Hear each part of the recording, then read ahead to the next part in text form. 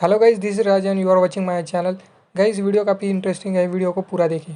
देश में एक बार फिर से नोटबंदी कर दी गई। 2000 के नोट वापस लेगा RBI. That all the 2000 rupees notes across the country will be removed from circulation.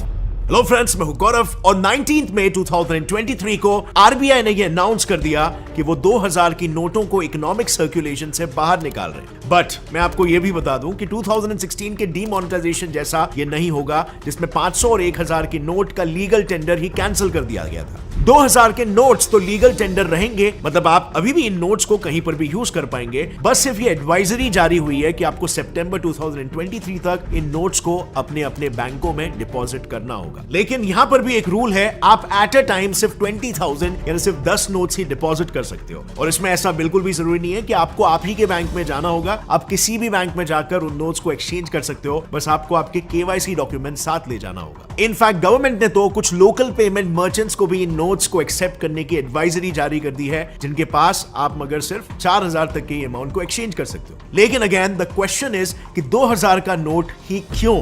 Well, ये नोट्स इंट्रोड्यूस ही क्यों हुए थे in the first place, and इसके वजह से ऐसा क्या नुकसान हो रहा है सरकार को, जो गवर्नमेंट को वापस मजबूरन आज इन्हें बंद करना पड़ रहा है। सो देखो, ये पूरा खेलना हमारे देश के मैक्रो इकोनॉमिक्स का है, जो एक्चुअली हमें स्कूल्स में कोई नहीं पढ़ा था, लेकिन आज बहुत ही इजी तरीके से और इंटरेस्टिंग तरीके से आपको ये नेसेसरी इंफॉर्मेशन मिलने वाला है। सो हिस्टोरिकली अगर देखें ना, तो डिड यू नो इंडिया में डीमोनेटाइजेशन कंटिन्यूअसली कई डेकेड से होते आया है। इनफैक्ट ये 2000 की नोट तो कुछ भी नहीं है। इंडिया में पहले 5000 और 10,000 की नोट्स भी मौजूद हुआ करती थी। इंडिया के अगर पहले डीमोनेटाइजेशन की बात करें तो ब्रिटिश इंडिया के दौरान वो हुआ था। 1946 में ब्रिटिश गवर्नमेंट ने 500, 1000 और 10,000 के नोट्स को डीमोनेटाइज कर दिया था, वो भी ऑर्डिनेंस यानी इंस्टेंट लॉ बनाकर। उस वक्त के आरबीआई गवर्नर सीडी देशमुख तो इस एक्शन से बिल्कुल भी सहमत नहीं थे, बट ब्रिटिश गवर्नमेंट अपने डिसीजन पर फिक्स थी, पब्लिक को यह रीजन देकर कि वो मनी होर्डिंग को रोकना चाहती है। बट इसके पीछे असली वजह यह थी कि उन्हें फ्रीडम फाइटर्स को पहुंचने वाले सारे पैसों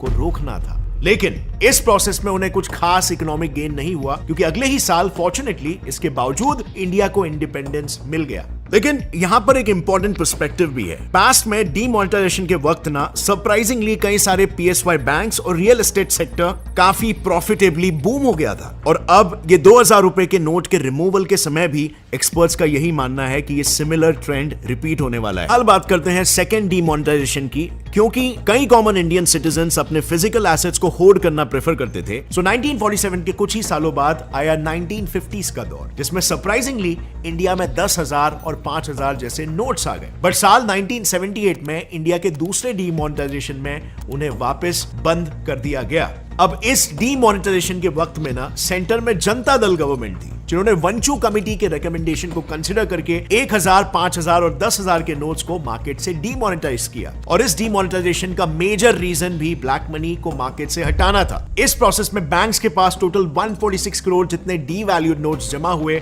जिनमें से 124 करोड़ ही एक्सचेंज होकर वापस मार्केट में इन्फ्लक्स हुए। बचे हुए 21.55 करोड़ की कंप्लीट ब्लैक मनी रिकवर कर ली गई। अब यहां पर एक इंटरेस्टिंग कॉन्सेप्ट ये भी है कि कई देशों में हाई डिनोमिनेशन के नोट्स रिलीज करने के पीछे का रीजन हाइपर इन्फ्लेशन भी होता है। इसका बेस्ट एग्जांपल है जिम्बाब्वे कंट्री, जिसकी करेंसी को 2008 में गिनेस वर्ल्ड रिकॉर्ड की तरफ से वर्ल्ड्स लार्जेस्ट लीगल टेंडर का टाइटल मिला था, क्योंकि उनके यहां पर तब हाईएस्ट करेंसी का नोट कितना था आपको पता है? You won't believe it, 100 trillion का। अब उस वक्त ना वहां पर इन्फ्लेशन फ्रीकिंग 23 करोड़ 10 लाख % बढ़ गया था। अब इन्फ्लेशन मतलब प्रोडक्ट के प्राइसेस ज्यादा, जैसे जिम्बाब्वे में एक ब्रेड की कीमत 300 बिलियन जिम्बाब्वेन डॉलर्स हो गई थी। और जब ब्रेड जैसे जरूरत के सामान की कीमत आसमान छूने लग जाए, तो इतना सारा पैसा कोई सूटकेस में कैरी करके तो नहीं लेके जा सकता, और इसी वजह से हाई डिनोमिनेशन के नोट्स यहां पर छापे जाने लग गए। लेकिन फ्रेंड्स, इंडिया में ना ये वजह नहीं है, क्योंकि इंडिया में इन्फ्लेशन सिर्फ 5 या 6% ही है। और अगर हम 1978 के डीमोनेटाइजेशन की भी बात करें तो तब भी इन्फ्लेशन कुछ 2.5% था। लेकिन क्योंकि उस वक्त इंडिया में 10,000 और 5,000 के नोट्स हुआ करते थे, इतने बड़े बड़े नोटों को बिजनेस क्लास और बड़े बड़े ट्रांजैक्शंस के अलावा कोई ही यूज नहीं करता था।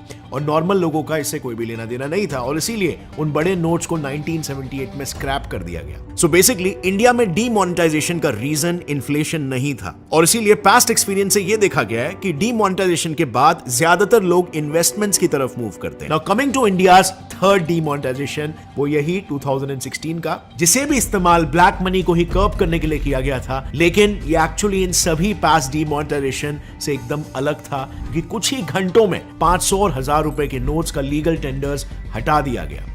इस एक्शन की वजह से पूरे देश का टोटल 80% कैश मिनटों में ही वर्थलेस हो गया। लेकिन इसी दौरान जो 2000 रुपए के नोट्स को इंट्रोड्यूस करने का डिसीजन लिया गया वो कहीं ना कहीं सही था। देखो, अचानक से मार्केट में 500 और 1000 के सारे नोट्स डीमोनेटाइज अगर हो गए तो इससे होता क्या है, प्रिंटिंग प्रेस पर एकदम से बहुत ही ज्यादा प्रेशर आ जाता है। लेकिन क्योंकि 2000 रुपए की वैल्यू के लिए आरबीआई को एक 2000 का नोट बनाना पड़ेगा, जबकि दूसरे तरफ 500 रुपए के 4, तो इससे प्रिंटिंग प्रेस का प्रेशर कम हो जाएगा अगर एक ही 2000 का नोट बनाया जा सके तो। और इसीलिए 2016 डीमोनेटाइजेशन के वक्त ही आरबीआई एक्ट 1934 के सेक्शन 24(1) के तहत गवर्नमेंट ने ये क्लियरली कह भी दिया था कि ये 2000 के नोट्स टेम्पररी 5 से 6 सालों के लिए ही इंट्रोड्यूस किए गए हैं, बस मनी शॉर्टेज से निकलने के लिए। इनफैक्ट 2018 में ही गवर्नमेंट ने 2000 के नोटों की प्रिंटिंग को बंद कर दिया था और जैसे इंडिया की इकोनॉमी स्टेबल होती चली गई वैसे ही उन नोट्स के सर्कुलेशन को कम कर दिया गया। और इस पूरे एक्टिविटी को आप इस ग्राफ से समझ सकते हो कि कैसे 2000 के नोट्स को सर्कुलेशन से निकालकर उनकी जगह पर 500 के नोट्स के इन्फ्लक्स को बढ़ा दिया गया ताकि मनी वैल्यू का सप्लाई और डिमांड सही से मेंटेन रहे। ऑल्सो 2000 के नोट्स को स्क्रैप करने का एक सबसे मेजर रीजन है टेरर फंडिंग और फेक करेंसीज। एनआईए के मुताबिक ज्यादातर बांग्लादेश और नेपाल जैसे नेबरिंग कंट्रीज से 2000 के नोट्स लार्ज अमाउंट्स में इंडिया में इन्फ्लक्स किए जाते हैं, जो मेजरली इंडिया की इकोनॉमिक स्टेबिलिटी और इंटरनल सिक्योरिटी को बिगाड़ने के काम में यूज होते हैं। ट्रिब्यून की रिपोर्ट के मुताबिक पिछले 4 सालों में फेक करेंसीज का यूज अब अराउंड 107 टाइम्स बढ़ चुका है, जिनमें से आधे तो 2000 के ही नोट्स है। अब इन 2000 के नोट्स को स्क्रैप करने से इंडिया को कई एडवांटेजेस मिलेंगे, जैसे ब्लैक मनी और इलिसिट ट्रांजैक्शंस जो कि इतने सालों में एक्रू हो गए हैं उन पर वापस से रोक लग जाएगा और इससे एक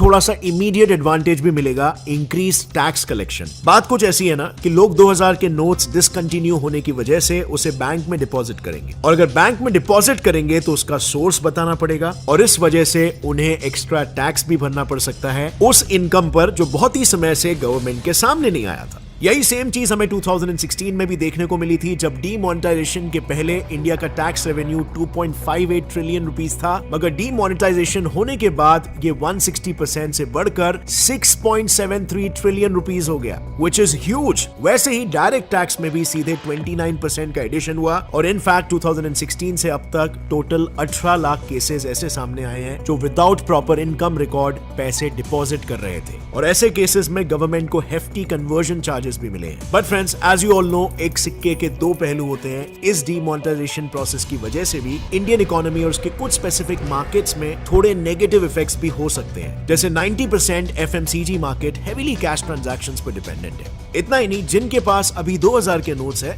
वो उसे डर के मारे कंपल्सिवली यूज करने में और भी खर्च करने लग गए हैं, जिससे आने वाले समय में डेली गुड्स का शॉर्टेज भी हो सकता है। इनफैक्ट एचटी के एक रिपोर्ट के अकॉर्डिंग 2000 की नोट डिसकंटिन्यू होने की अनाउंसमेंट होते ही लोग ज्वेलर्स के पास सोना खरीदने के लिए रश करने लग गए। और वहीं पर अगर हम बात करें रूरल इंडिया की, तो वो भी काफी कैश डिपेंडेंट है और इस वजह से उन्हें भी कुछ इश्यूज फेस करने पड़ेंगे, जैसे रूरल बैंकिंग सर्विसेज के मामले में जो इतनी स्कैर्स है कि 1 लाख लोगों के लिए सिर्फ एक ही बैंक है और इससे ये एंटायर प्रोसेस उनके लिए और भी ज्यादा टफ और इनकन्वीनियंट बन सकता है। बट अगर फ्रेंड्स मैक्रो पिक्चर में डीमोनेटाइजेशन का एक ओवरव्यू देखें तो नोट्स प्रिंट करने से लेकर उन्हें डिस्ट्रॉय करने तक गवर्नमेंट को टोटल अराउंड 5 बिलियन रुपीस का कॉस्ट बियर करना पड़ा है और इसीलिए दोनों पहलुओं को कंसिडर करके the advantages and the disadvantages, आपको क्या लगता है कितना फीजिबल रहा है ये? अब ये मूव कई लोगों के हिसाब से मिसमैनेजमेंट है, लेकिन मेरे हिसाब से गवर्नमेंट ने ओवरऑल व्यू देखकर 2000 के नोट्स के सर्कुलेशन को कम करने के साथ साथ 500 के नोट्स को भी बढ़ाया और उसी के साथ ज्यादा लोड ना आए इसीलिए डिजिटल पेमेंट्स को भी प्रमोट किया है, जिससे वो ऑप्शन भी अभी बढ़ते जा रहा है। एग्जैक्टली, ताकि मिसमैनेजमेंट जैसी सिचुएशन ना अराइज हो। आपका क्या ख्याल है इसमें? कमेंट्स में जरूर बताना। क्या इस मूव से इंडियन इकोनॉमी को कोई भी नेगेटिव इफेक्ट पड़ेगा? तो गाइस, वीडियो अच्छा लगा तो वीडियो को लाइक कीजिए और चैनल को सब्सक्राइब कीजिए।